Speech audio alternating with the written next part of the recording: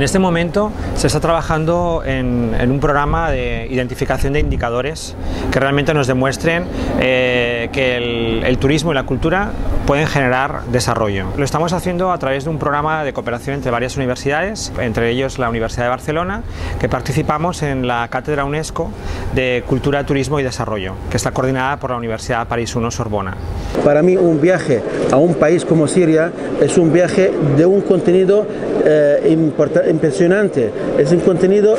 no solamente para el que viaja, sino para el que recibe, porque estamos hablando de unos países que han sido bastante castigados, pueblos bastante reprimidos, entre comillas, y el hecho de ver que la gente con cultura, la gente de aquí, tiene interés en conocer su historia, conocer su piedra, verles y así, les aumenta también el orgullo, les ayuda a volver a recuperar aquello que han ido perdiendo a lo largo de muchos años. ¿Qué modelo de desarrollo sostenible puede sustentar el turismo cultural? A mi entender, hay tres patas fundamentales. La primera, la preservación del bien o del servicio cultural que está en la base de todo. La calidad de la experiencia que el turista tiene de esa oferta cultural. Y el desarrollo local y la mejora de la calidad de vida de los habitantes de un lugar. ¿Cómo podemos hablar de que este fenómeno puede impactar especialmente los países que tienen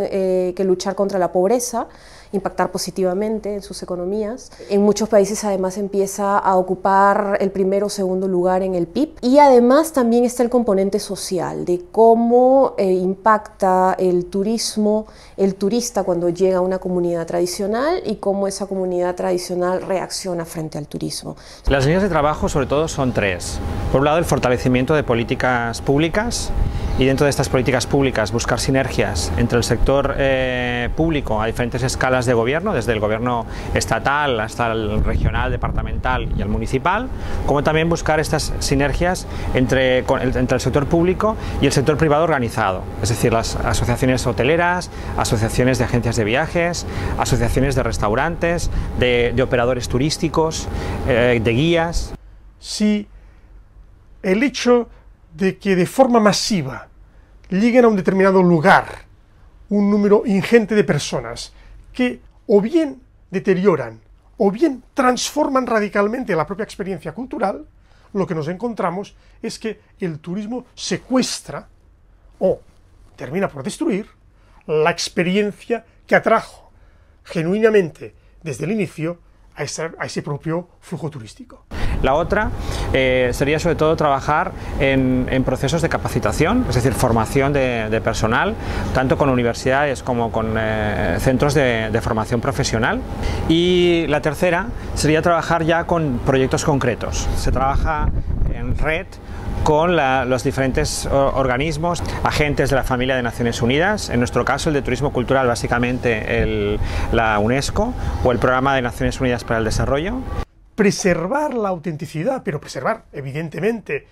el propio producto o servicio cultural es fundamental si queremos, evidentemente, sostenibilidad a largo plazo por parte de ese proyecto turístico-cultural. Es importante mencionar que sobre todo en Iberoamérica, México y Perú, de alguna manera son los que más están especializados en lo que es la gestión de turismo cultural, en tanto son los países que tienen un enorme patrimonio arqueológico y por lo tanto tienen una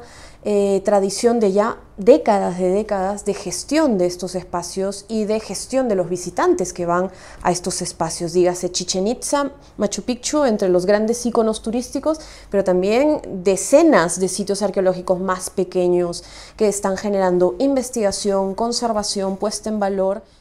¿Cómo conseguimos que un proyecto de turismo cultural ayude al desarrollo local? En la medida en que genera puestos de trabajo de calidad, no simplemente subalternos, en el que el reconocimiento de la cultura propia no es un simple bien de consumo, sino que hay un intercambio, un valorar esa experiencia, y en el que la propia comunidad puede desarrollar de forma dialéctica su propia vida cultural con la aportación que recibe de la gente que viene de fuera. Una de las manifestaciones de estas comunidades de afrodescendientes, como es trabajar con la música tradicional, la marimba o bien la salsa, y en este caso también la salsa, el hip hop, todas estas manifestaciones culturales más contemporáneas como generadoras de desarrollo, y en barrios pues que a primera vista podían ser barrios no considerados como turísticos, pero por este proceso y por ser el lugar donde están ubicadas las escuelas de salsa, pues permiten estructurar una propuesta que vertebre a hoteles, restaurantes, escuelas de salsa, espacios de música en vivo, que permite pues generar una marca de distinción y convertir a Cali, por ejemplo, en este caso, en la capital mundial de la salsa, ¿no?